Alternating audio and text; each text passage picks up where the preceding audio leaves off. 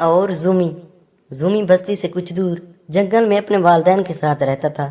بستی میں اس کا دوست ٹمی اسے ورغلاتا رہتا کہ جنگل کے مقابلے میں بستی میں کھانے پینے کا بہت آرام ہے، تم والدین کو بتائے بغیر چپکے سے یہاں آ جاؤ اور مزے کرو۔ زومی بہت سیدھا سادہ چوہا تھا، یہ بہت مشکل کام ہے میرے لیے، میں ایسا نہیں کر سکتا، زومی نے ہکلاتے ہوئے جواب دیا۔ ہاں ہاں ہاں ہاں، تم سیدھا کے ڈرپوک ہو، اچھی زندگی گزارنے کے لیے ہمت تو کرنی ہی پڑتی ہے، مجھے دیکھو کس بہادری سے وہاں سے نکلا آیا تھا، اور آج سارے برادری مجھ جیسی زندگی گزارنا چاہتی ہے۔ ٹمی نے گردن اکڑاتے ہوئے کہا، میں کوشش کروں گا، زومی نے آہستہ آواز میں کہا۔ زومی نے سوچا کہ میں وہاں جا کر سکون سے رہوں گا تو والدین بھی خوش ہوں گے، پھر جب میں اپنا گھر بنا لوں گا تو ان کو بھی وہیں بلا لوں گا۔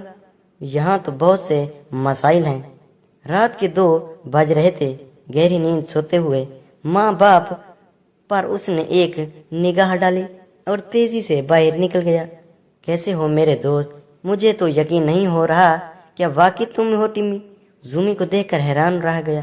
بڑی مشکل سے یہاں تک پہنچا ہوں، ماں باپ کو بتائے بغیر، میں یہاں اتنا دور آ گیا۔ زومی کی آنکھوں میں نمی تھی۔ پریشان مت ہو، تم کچھ دن یہاں رہو گے تو سب کچھ بھول جاؤ گے۔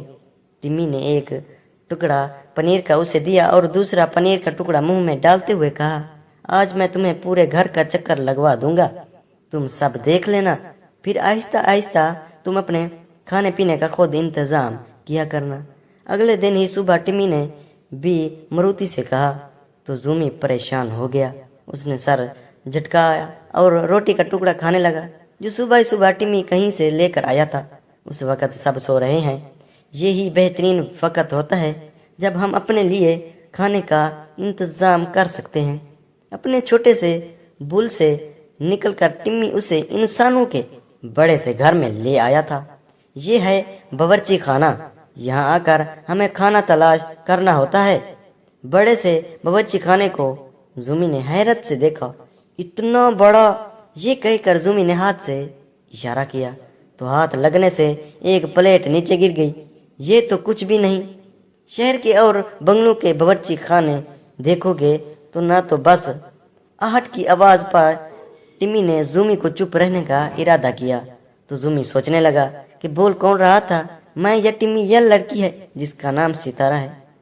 یہ مجھ سے بہت ڈرتی ہے، امی یہیں سے آواز آئی تھی، آواز ستارہ کی ڈری سہمی آواز ابھری۔ اس چوہے نے تو سب کی ناک میں دم کر رکھا تھا۔ جنگل میں تو ہم محنت کر کے آزادی سے اپنا رزق تلاش کرتے ہیں، اس طرح چوری چھپے نہیں، زومی نے کہا۔ یہ دونوں بھاگتے ہوئے بل میں پہنچے۔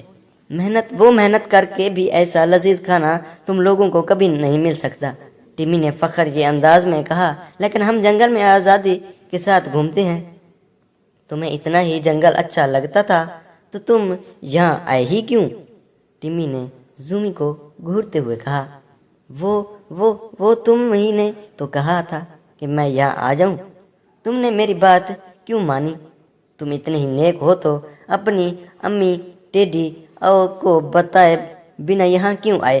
دکھ کے مارے زومی سے کچھ نہ کہا گیا۔ وہ ٹمی کی باتوں میں آ کر اپنی ممی ڈیڈی کو چھوڑ کر یہاں آیا تھا، اب وہ ہی اسے ایسا سلوک کر رہا تھا، یہ گھر میں اس کالے گندے چوہے کی آخری شام ہوگی۔ ستارہ نے ہاتھ میں پکڑے ہوئی تھیلی کو مضبوطی سے تھامتے ہوئے کہا۔ تھیلی میں سے پیلے رنگ کی کوئی کتاب نما چیز نکال کر ستارہ نے باورچی خانے کا رخ کیا اور جنگل تلاش کرنے لگی۔ ستارہ نے کتاب نما چیز کھول کر ایک جگہ رکھ دی۔